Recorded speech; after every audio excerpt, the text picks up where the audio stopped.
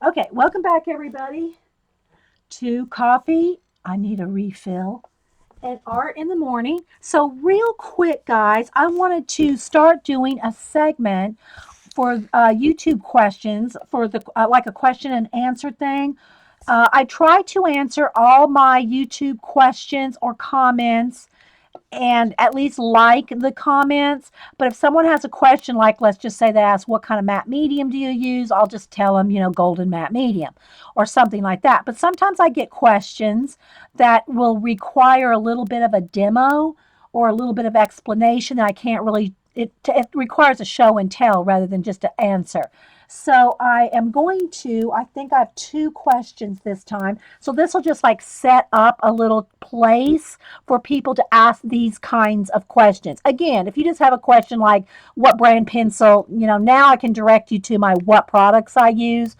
But if you just have a question, I will answer that under every individual video.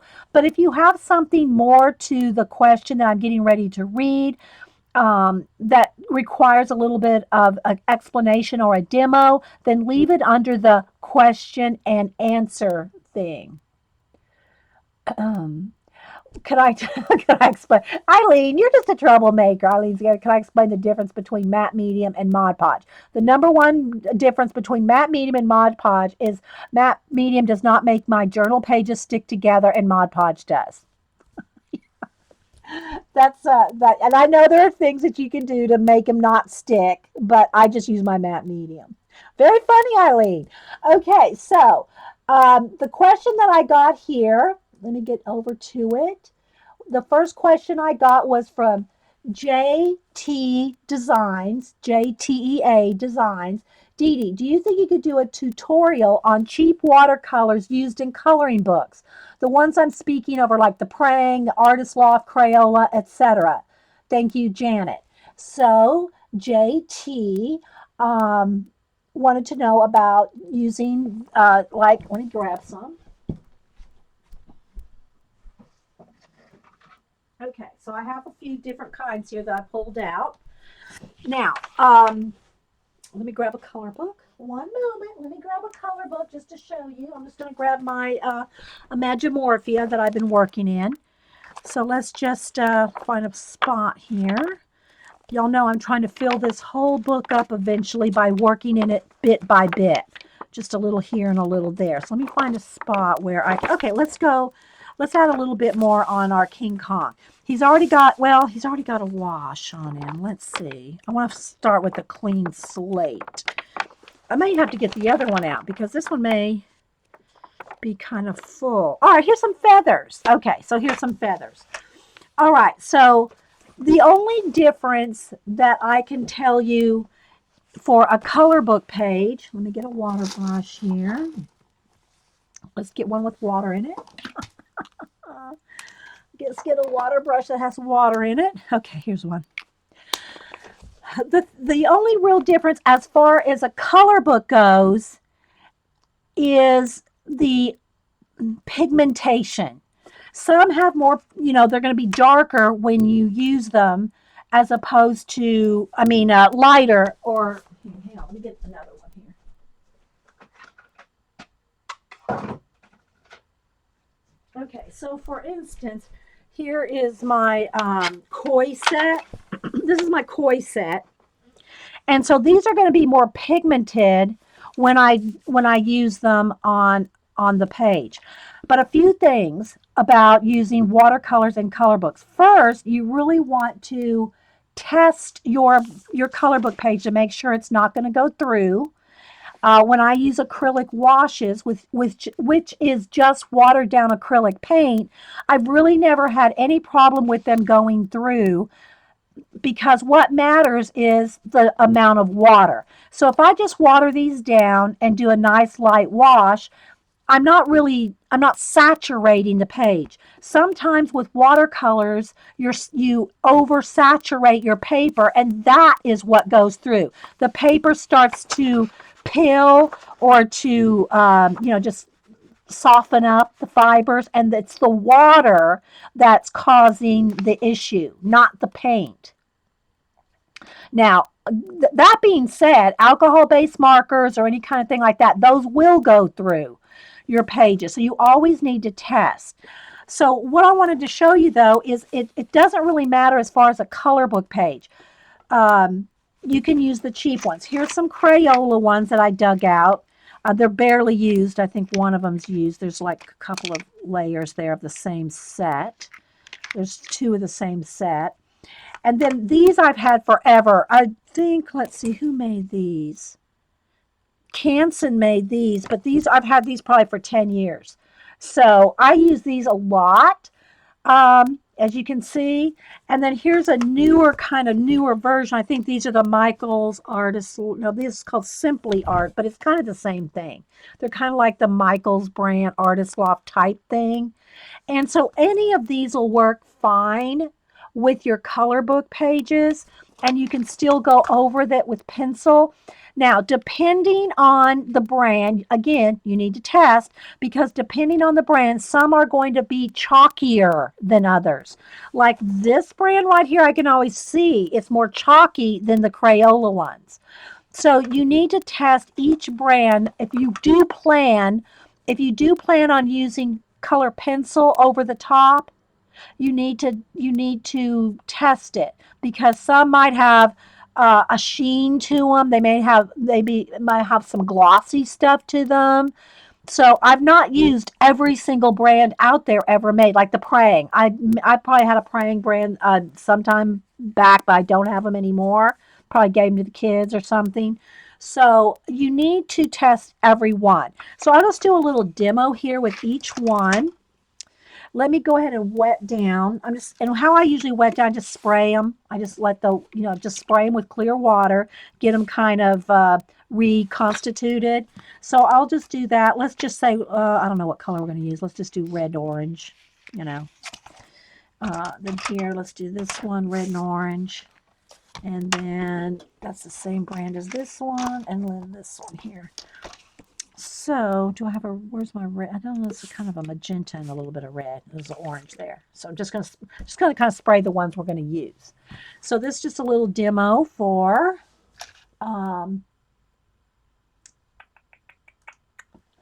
JT Designs, Jaytea Designs. Her name is Janet. So we're just going to do this little bit for Janet. Okay. So again, I'm gonna try to do a segment like this. I'll put a big Q&A over the top of the thumbnail so you know where to ask these kinds of questions. Again, you can put questions under any video, but okay. So let's go ahead. I'm going to start here with my more concentrated koi. All right, so I'm just going to put a little bit here, and I'm just going to do like maybe a half a feather. And I know it's going to shine until it dries. So let's just put like there. All right, let me clean my brush here. All right, well, let's just go ahead and do a red and an orange. We got plenty of feathers here. So I'll do a red and an orange kind of thing. I'm not worried about going out of lines or anything like that. I just want to do a little bit of demo. Okay, so let me write down pen. Okay, so this is the koi. All right, let's set that aside. Oh, and I also have some gouache here. Remember, I told y'all I found some old tubes of gouache. So I didn't have every color. I just had a few. You know, I think some of them were just old. I gave them to Cam. I don't remember, but I just had a few gouaches.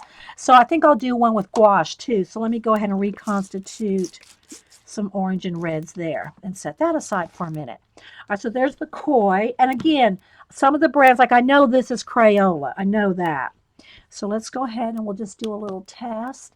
And if y'all missed it, Janet, Monkey Island Madness Janet, who we have talked into becoming a weekly streamer, Monkey Island Madness Janet, she did a show last week, I think, or 2 parts. I think was it 1 part, 2 part? Anyway, I think there was a long segment and a shorter segment where she did another demo on the watercolor brush the Kuretake Zig watercolor brushes. So So peruse the awesomeness that is Monkey Island Madness Janet. Okay, so now I'm going to take the Crayola here, and let's do this. Let's just put the, and again, it's a water brush. I can squeeze out a little extra water here if I need to. Let me clean that off. Get a little bit of orange. And what I'm going to do is dry them, and we're going to test pencil over them. Okay, so right off the bat, I notice that this is more translucent, which is okay, and it can be a good thing. If you want a very nice translucent watercolor, that's good. So that's the Crayola brand. Okay, so let me write that.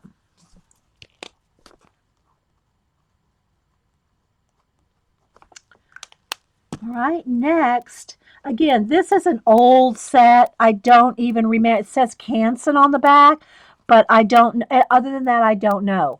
I don't even know if they make this one anymore. But I know that this was one of the more inexpensive sets, just like this is the newer version that I found of this type of thing. And I think I found them at Michael's. Now, again, this one's way old. All right, so let's go ahead and get a little bit of red. Okay, I noticed that, again, it's a little bit more, this one feels a little chalkier. And by that I mean it's just chalkier. But we'll see what happens when we go over it with, oops, I need a little bit lighter orange here. When we go over with color pencil, right? And again, I'm not worried about getting out of lines. I just want to put the color down. All right, so this is kind of this is called the Canson, and it's kind of, I'm going to put in parentheses, kind of chalky.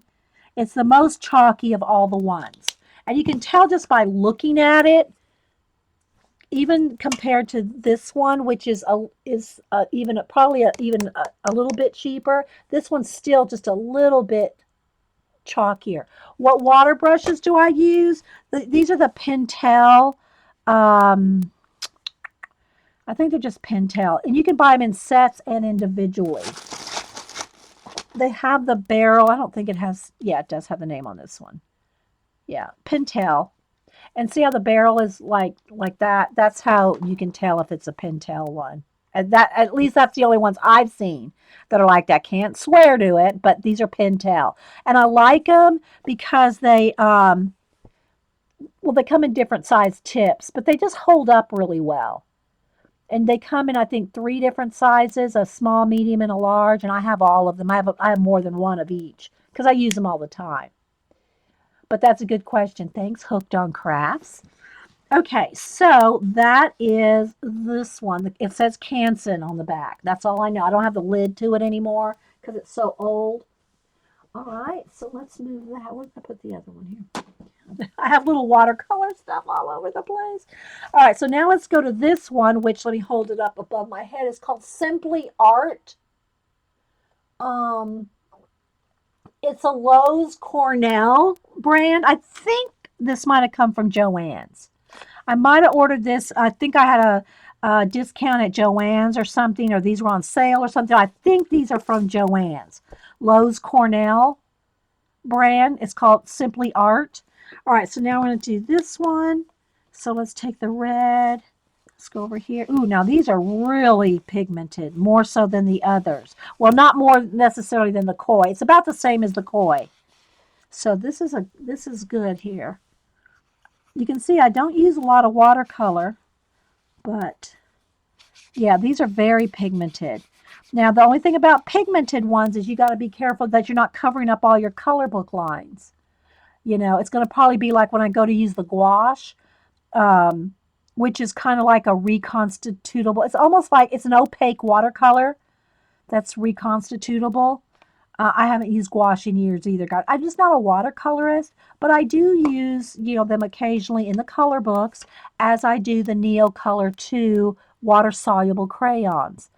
Occasionally. But my go-to base in my color books is watered down Americana paint. It's just, that's my favorite. But that doesn't mean it's the only thing or the best thing. It's just what You know, you can't seem to be able to control the flow of water through water brush. These Pentel ones don't seem, nothing comes out unless you give them a little bit of a squeeze. I've not found these drippy at all, the Pentel ones. So, okay, so now this one is the Lowe's Cornell. I think it's like spell it. Okay. And I think I'm going to put it, I think from Joann's. I think I got this from Joann's. Okay. And I can't really turn it over to show you because it's got water in it now, but it says Lowe's Cornell Simply Art is what it says on the bottom. So there we go for those. Set this aside and try the gouache real quick. All right. So let's go with the redder color here. Now the gouache is much more opaque. That means it's not see-through. It's not as see-through. Okay. Now look, you can water it down, of course. You can water it down, but it's still thicker. Now I don't have an orange. I'll kind of make an orange here with my sienna and my ochre. Okay. And again, the gouache is just more opaque. It does cover up your lines a little bit more, but not so much that you can't, you know, as long as you don't just heavily put it on there, I guess. So that's okay too. So these are the cheapest brands I have, and that's just a gouache, G-U-A-S-S, oh, I forget how you spell it. Anyway, it's gouache. And it's just, I think this is just, I'm going to just call it a cheap set because I don't remember the brand, but it's just one of those kids. It's almost like a kid set. I bought them for some project that had to be done with the kids or something. And I even bought Cam a new set, which was even nicer than this. But, you know, it's like opaque watercolor. Yeah, G-O-U. There you go. Thank you. I couldn't. G-O-U. Okay, so anyway, and a lot of people like it. I found them with my watercolor sets, and I said, well, I'm not using them in the little tube, so let's squeeze out the few I had. I mean, that's just a partial set, but they're like my Renaissance colors. I love, like, I made my own Payne's gray here with the blue and the gray, and then it has the, you know, the, like an olive green, and then of course sienna and ochre, and so it has those earth tone. You know, I call them my Renaissance colors. They're like my favorite colors to use. Okay, so let me put these aside so I don't knock them over. So there we go. I hope that answered your question on those, Janet. Now let's dry them. Let's move these out of the way. Got more. Let's dry them and do a little test with some color pencil and see if they're much different. Okay, so heat gun. Yeah, it's more opaque, yeah. But it acts like watercolor, exactly, Jean.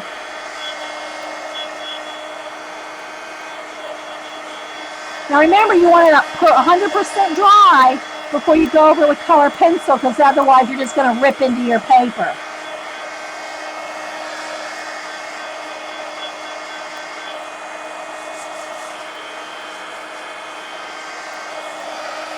All right, so now let me get a red and an orange. I got my wax paper ready for the next segment. Let's see. Move everything out of the way.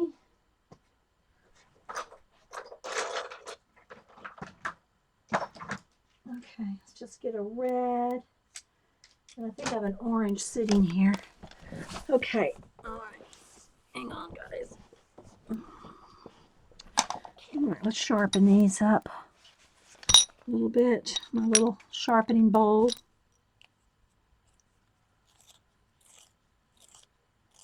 All right. So now we're going to test them out and see how they blend. I'm really thinking, guys, there's not going to be much to be able to tell the difference, to tell you the truth. I don't think you're going to be able to tell much difference. All right, so let's go ahead and go on the koi. Let me just see if I can feel a difference. Let's go on the Crayola.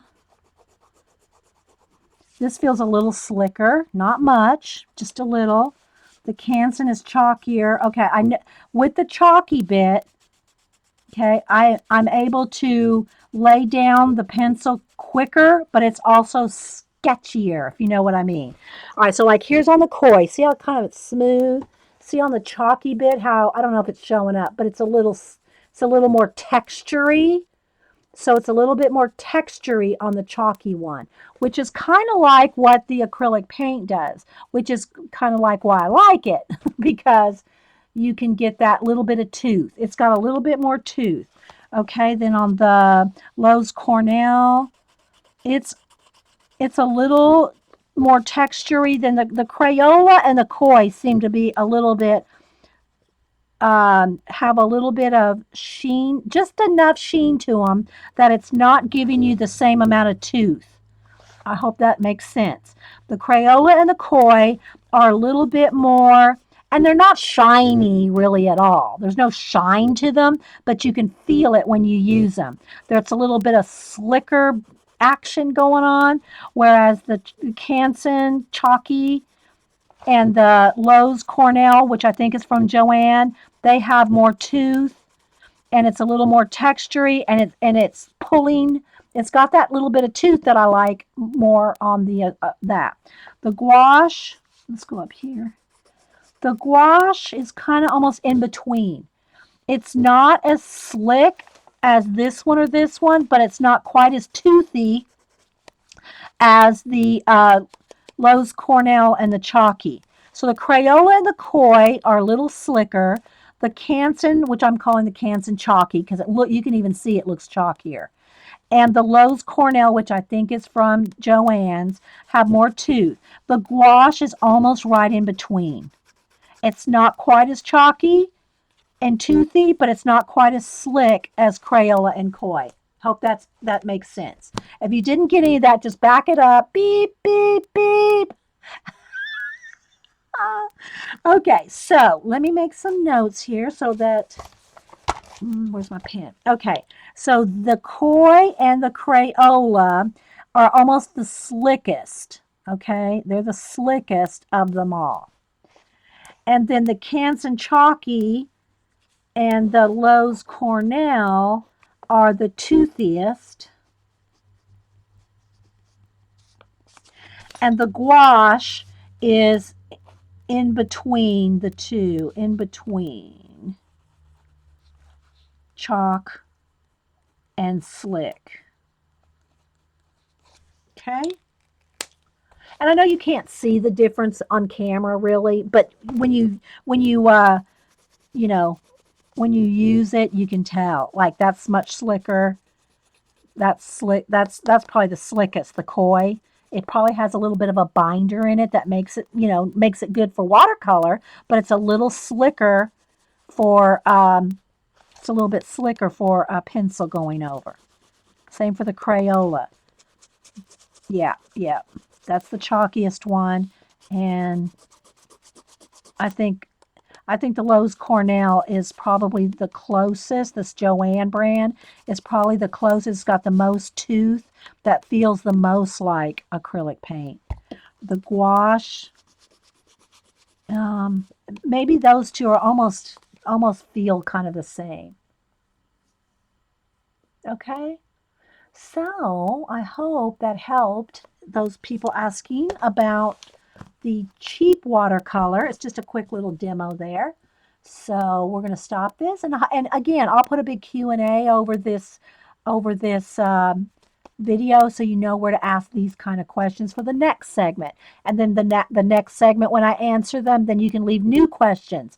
Just leave them under the most current Q&A, and we'll do this whenever we get some questions. So I hope that helped. So let me move on, and thanks for the question. Thanks for the question, Janet. And we'll be right back.